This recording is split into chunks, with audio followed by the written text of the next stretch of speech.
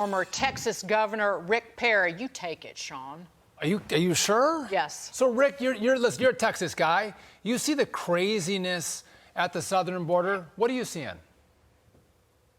Yeah, it is crazy, and it's been this way for some time, even back in, I think, 2012, under the Obama administration. We saw the first of the train loads, literally kids on top of trains, yeah. Sean, as they were being transported up here. And it's only gotten worse because the message is, come on, the border's open. This is a humanitarian disaster of epic proportion.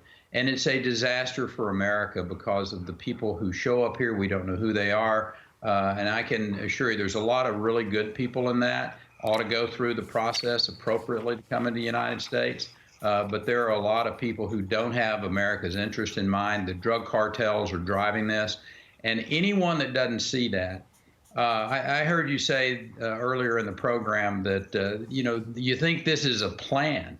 Well, I've become to believe that this is. There are people in the Biden administration that don't believe in the American dream that I believe in. And they don't believe in the American pride and the things that you need to do to truly be an American. The reason that people came to this country for decades, and it's being torn apart by an administration for whatever reason, I don't know, but it's wrong. It needs to stop. And hopefully Congress can really weigh in here. You got Congressman McCall on senior member in Texas and others along that border who get it, that we need to really put a stop to this and do it soon.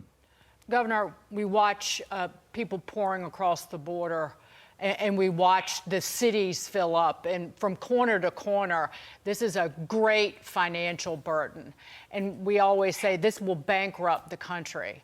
And it seems like a hard turn to talk about these new tailpipe emission limits that are going to be proposed by the Biden administration tomorrow. This is a push to make sure that the number of electric vehicles sold in this country will skyrocket to as much as 67% in just a few years. But again, it seems foolish that they would do this, but it's not. It's by design. It's meant to bankrupt the country. Yeah. I don't have a problem with electric vehicles. A lot of them are going to be made right here in the state of Texas, but it ought to be the market that decides it, not government. And that's where we have this great falling out. This administration is so wed to this radical leftist environmental movement. There is no stopping them. I mean, you will hear, we just think we have heard all the crazy reasons that the world is heating up, or the world is cooling down, or the climate is changing. It's all fossil fuels' fault, of course.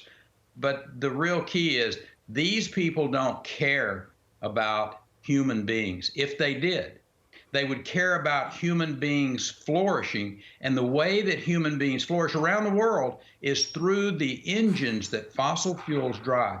Again, Alex Epstein, I highly recommend his book, Fossil Future, as a great read to educate yourself. Don't be led down this road of the climate is changing, it's fossil fuels' fault, and if we don't stop it, we're bad people. That is a fallacy, and one that in years to come people will look back on and say we were completely fed a line of bull.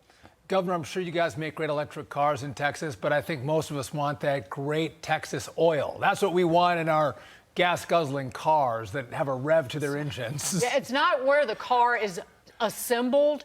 It's where the battery comes from? Yeah, the battery comes from, and China. The children in the Congo who are mining the cobalt.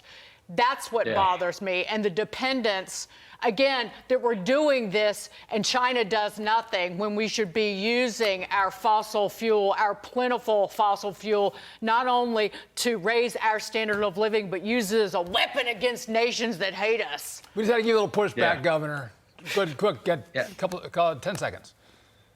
Yeah, well, Dagan, the point is we got plenty of rare earth minerals right here in the United States. We ought to be mining them here, Yes, but this sir. administration, they don't want to use it. They don't want to. Governor Rick Perry, thank you for joining us.